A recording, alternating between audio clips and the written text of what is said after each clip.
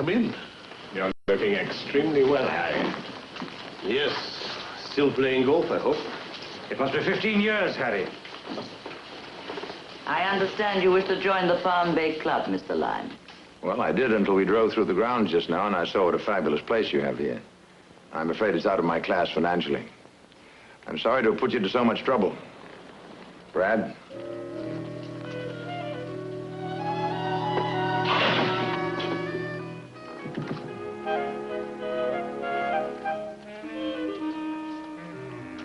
Come on, Brad.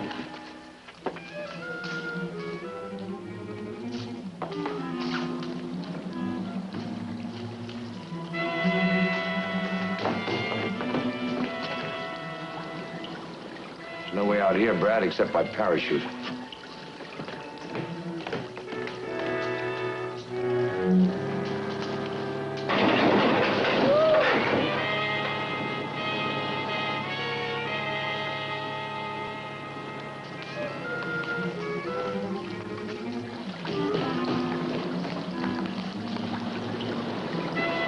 Mr. Lyme, there's a 90-foot drop.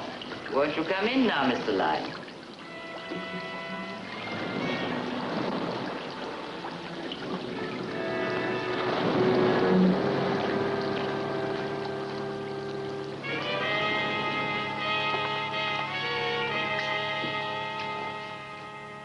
You never carry a gun, do you, Harry? No, Frank, never. Put it away. Put it away. That was a good try, Harry. But you are not leaving here. Now that you've come here, Harry, now that you've seen us... You are not leaving. Neither is Mr. Webster. I'm afraid you will have to stay here with us for the rest of your natural lives. This is ridiculous. Mr. Lyme and I refuse to remain here for the rest of our lives. You are in no position to refuse anything, Mr. Webster. Harry, I don't get it. Do you mean you didn't know who the members of the Palm Bay Club were? I didn't know anything, George. Except that you were supposed to be a bunch of millionaires living in a private club on a secluded island off the coast of Mexico. Mr. Lyme, I'd appreciate it if you tell me what all this is about. Who are these people? Aren't they millionaires? Yes, they're millionaires, Brad. They also happen to be a bunch of international crooks hiding out from the law. Crooks? I resent the term, Harry. Well, let's say that the police of half a dozen countries consider you crooks. You mind if I introduce my associate? No, I don't suppose it matters much now. Brad, this is Frank Stockton. Head of the British black market during the war, skipped out just ahead of the police. He's still wanted by Scotland Yard. Webster? Mortak Stavinsky, Russian by birth, French by nationality. Lee Stavinsky? That's right, Brad, the swindler. Enchanted to make your acquaintance, Mr. Webster. George Wilson, the only member of Al Capone's organization who never spent one day in prison. Glad to meet you, Webster. And that gentleman's name is Croygan. But he was supposed to have died in a plane crash. How do you do, Mr. Webster? It's General Ortega, Brad. When he left it, his country was $100 million the poorer. They never missed it, Harry. Not really.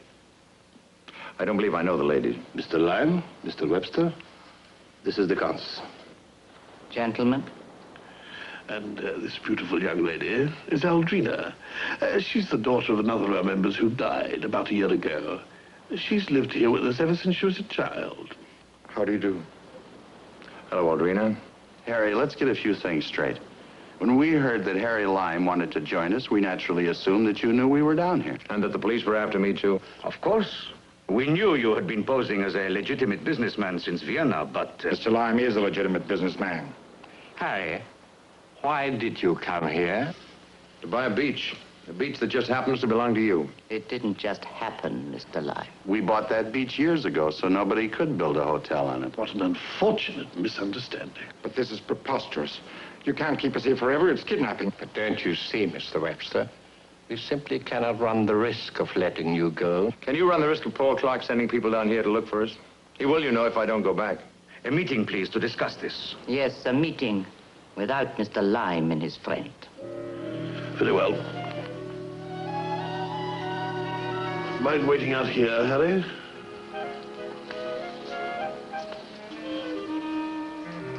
This way, Harry. We won't be long. We meant what we said, Stockton. It's the Countess you have to convince, Harry. Who is she and what did she do? She's here for reasons we never mention, not even among ourselves. Why not? Because they are unmentionable. Oh, make yourselves comfortable. Mr. Lyon, how did you ever happen to meet these dreadful people in the first place?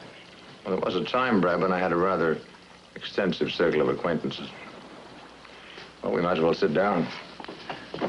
I'm very nervous, Mr. Lyon. At least I have a hunch who that girl is and why she might be on the island. You mean the young lady we met at Parker's Hotel, Miss... Minden, Sarah Minden. What do you know about her, Mr. Lyon? Well, I said it was only a hunch, Brad. All I know about her is that she's a lovely girl and a beautiful dancer.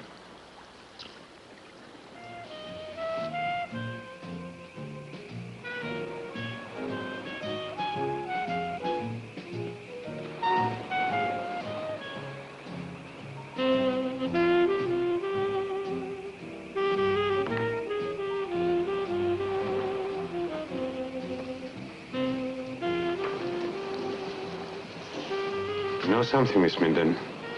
Harry Lime is not the only man in the world. Mr. Parker, if you mean what I think you mean, I hope you don't. Look, I was Good night, only... Mr. Parker. I'll turn out the lights. Okay, okay. Good night.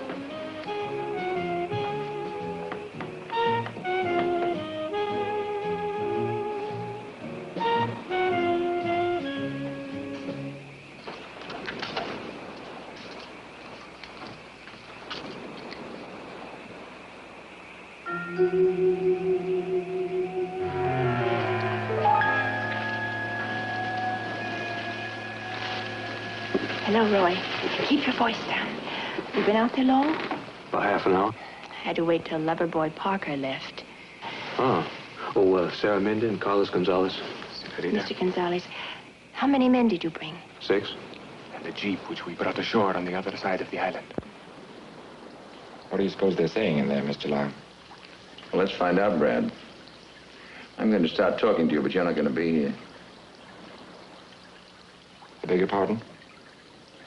I think if you go around there, you can get to that window without being seen and listen. I can. It's a lovely night, Brad. Now get up. Full moon, stars.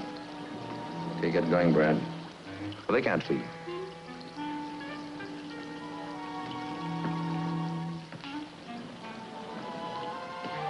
It reminds me of General Custer and the Battle of Little Bighorn. It also reminds me of King Kamehameha, the conqueror of the islands. And then there was old Watchamaduzes and, oh, you remember that girl I knew called Peggy Babcock? Peggy Babcock, Peggy Babcock? Well, that's all I remember about Peggy Babcock, Brad. Except that she finally married a man named Vasily Guryevidis, who was convicted for nepotism in Sacramento, California in 1961. I know nothing about this fellow West. I don't like him and I don't trust him. I suppose I could Believe always you go through me, the same Countess, test. we have nothing to fear from Harry Lime. If you can't trust Harry, you can't trust anybody. That is exactly my point. I trust no one. That is why I suggest that the only solution... No, you can't kill them. You can't. Of course you can. Wait. I may change my vote. I want to talk to Harry about Webster. Harry? Would you come here, please? Excuse me, Brad.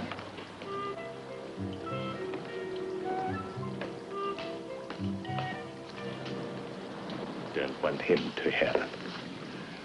How long has Webster been with you? For 11 years or so. What is his background? When I first met him, he was a bank cashier. Now he's my associate and treasurer. Is he honest, Well, that's putting it mildly. upright, trustworthy? Oh, completely. Don't worry. Thank you.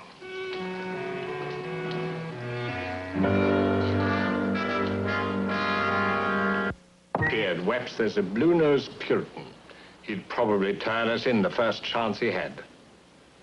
Well, we're still 3-3. Aldrina hasn't voted yet. Aldrina, your vote will be the deciding one. Does Harry Lime go or stay?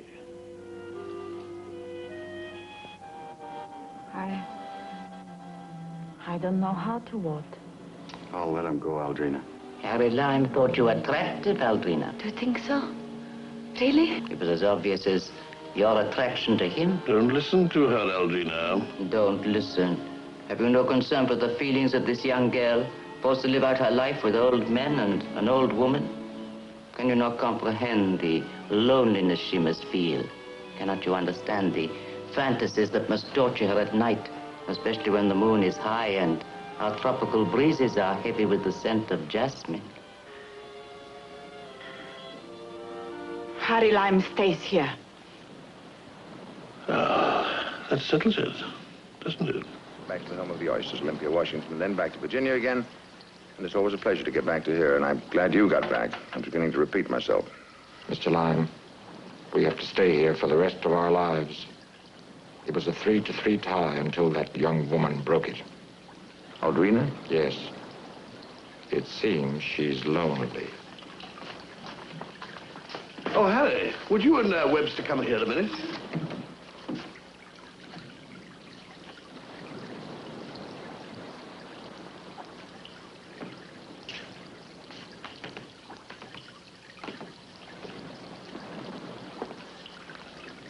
I'm sorry, Harry, but you're staying here. We did what we could, but the majority voted against us. You'll love it here, Harry. Yes, I'm sure I will, George. Harry, we've composed a little telegram to Paul Clark. Beach not for sale at any price. Webster and I are off to explore Amazon headwaters in private plane. Regards, Harry Lime. I think that takes care of it. Doesn't it, Harry? I know that it sounds heartless put like that, but I also know that they will try to escape, and that they will escape. And then the police will come. Even so, we can't do it. The club voted for them to stay here, not to kill them. I know. But it must not look as if they were. It must be some kind of an accident.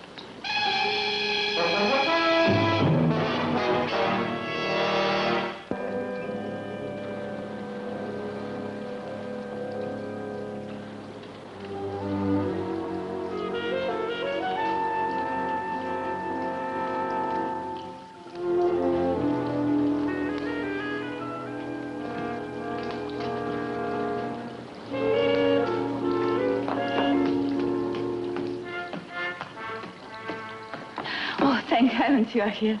When you were not in your room, I was afraid you were trying to get away from here. You were afraid? Yes. Don't you see, Harry? You can't get away. And if you try, they'll kill you. Is that what happened to Paul Clark's nephew? Yes. He tried to get in here to buy the beach from us. When we wouldn't let him in, he swam around the point and came ashore on the golf course. And recognized George Wilson. We told him he'd have to stay here with us, but he tried to escape. Harry, they executed him. Aldrina, how long have you lived here with them? 15 years. I was only a child when my father brought me here. Aldrina, that's an unusual name. Do you like it? It's not actually my name. My real name is Eva. But I changed it to Aldrina after my father died. Who was your father?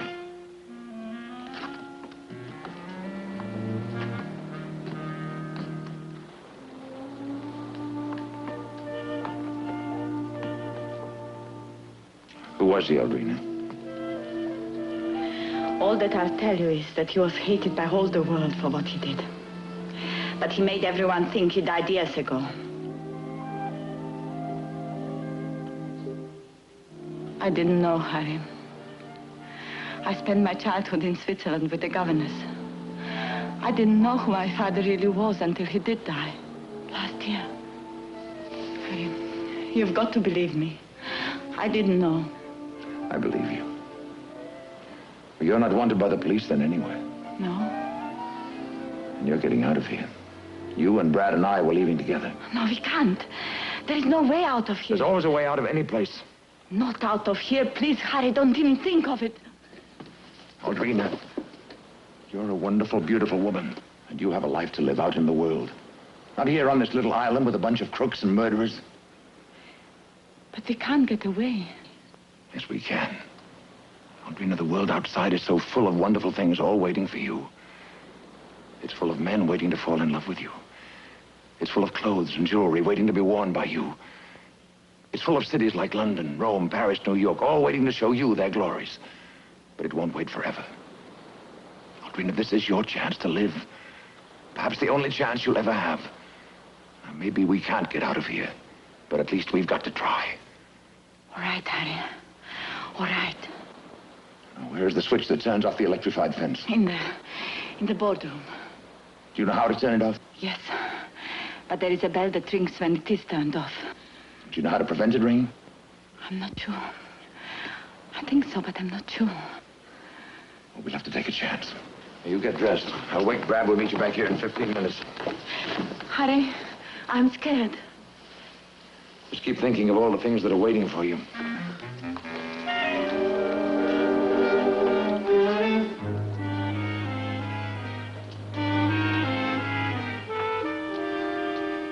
I'd better wake the others and tell them. No, they would only want to keep them here. I have something else in mind. Something which could prove a permanent solution to the problem of Harry Lime. What? Isn't it obvious? An electric switch that could be turned off can also be turned on. It's the only way in, except from the water. Then simply blow up the fence if necessary. You're not going to do anything, any of you. This is the switch for the fence. But as I said, a bell starts ringing if you pull it, unless you first... I think it's this one. Right. Is there no way to be sure? No. We'll just have to gamble, Brad. Or is it this one? Is it a loud bell? Oh, yes. It's a kind of clanging. You could hear it for miles. Well, I just have to guess. This one. Now, if you pull the main switch and nothing happens, I've pressed the right one.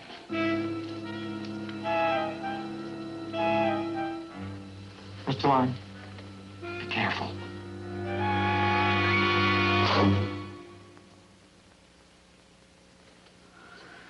Which is the nearest way to the fence? This way.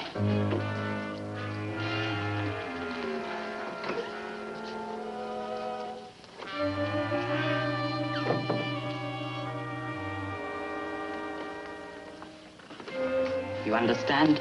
The second you hear the shot... I switch on the fence again. And then sound the alarm. Right.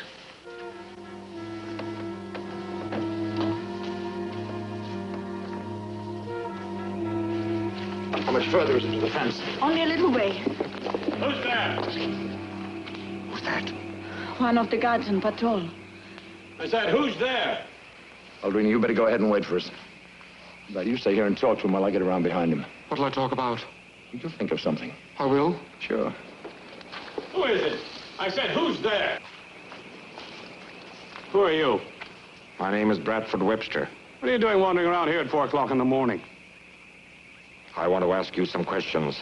What questions? What questions? Who is the 19th President of the United States? What are you, some kind of nut or something?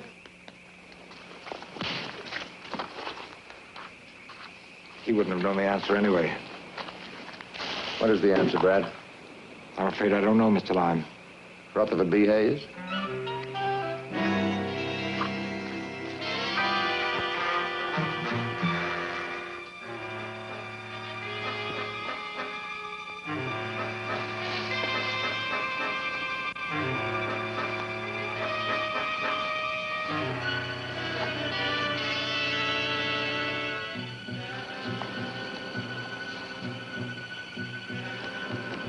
Brad, briefcase.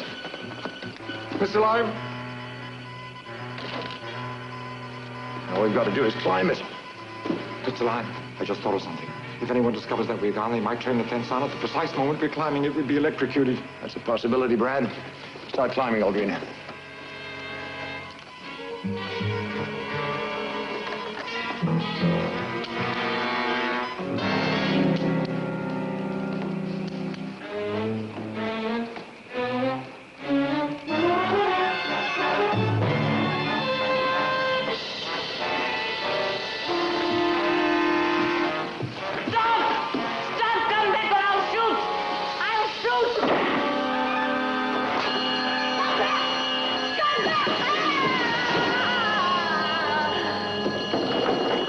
Be quick. If Harry Lime gets off this island, Cruggan, take this gun. No. Go get the car, Donald. I'm an old man. You can still pull a trigger, can't you? Come on! We're all in this together. Now hurry. All right, everybody out. And put your hands up. Come on, hurry up. And keep them up. What is this? Thank you for coming out, gentlemen, and saving us the trouble of going in. I don't understand. Who are you? I'm Captain Gonzalez of the Mexican Police. This is Mr. Roy Johnson of the United States Federal Bureau of Investigation.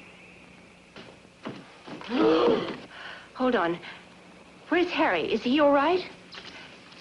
Where till I saw him?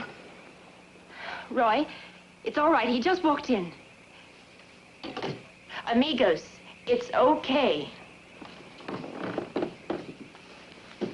We escaped. We had to climb a fence. We were shot at. We were nearly electrocuted. And they're sure to come after us. Take it easy. Take it easy. They're all under arrest, including Loverboy Parker there. Arrest? What did he do? Oh, he was one of them. His job was to keep people away from the club. Who exactly are you? The man you said you knew, Arthur Minden, he's my uncle. Like him, I'm with the United States Treasury Department. But who arrested them? The Mexican police, working with an American FBI man. We haven't been introduced. Oh, this is Aldrina, Sarah Minden. If it weren't for her, we wouldn't be here. She helped us escape. Hello. How do you do? Sarah, could I speak to you alone for a moment? Of course. Out here.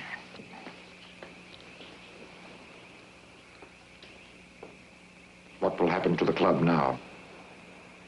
Well, our rules are that if any member of our club dies or is caught and sent to prison, his interest in the club goes to the other members.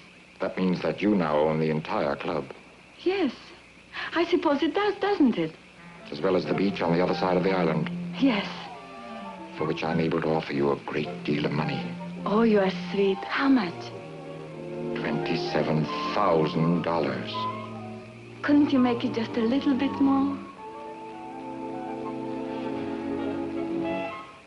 I was worried about you, Harry. Not as worried as I was. What about Aldrina? What about it? You know what I mean. She hangs on to you as if she owns you. Well, as a matter of fact, I have a little problem with Aldrina. I'm confident you can solve it. No, I can't, but I think you can. Well, she has no papers, no passport, no way she can go legally. Who is she exactly? Well, she's the daughter of a member of the club who died a year or so ago. And who is he? If I told you, you wouldn't believe me. And I'm afraid I can't. Well, in that case, there's nothing I can do. I'm sorry. So am I. I hoped you'd help. Harry,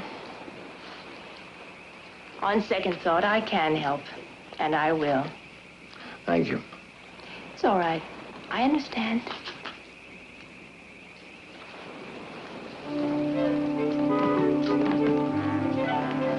Mr. Lime, I've just arranged to buy the beach for Paul Clark from Aldrina, which means we'll still get the $200,000 fee. That's wonderful, Bradley. How much? We bargained back and forth, but we finally compromised. How much, Brad? $897,000. And I thought I was going to have to look after you. Oh, but you will.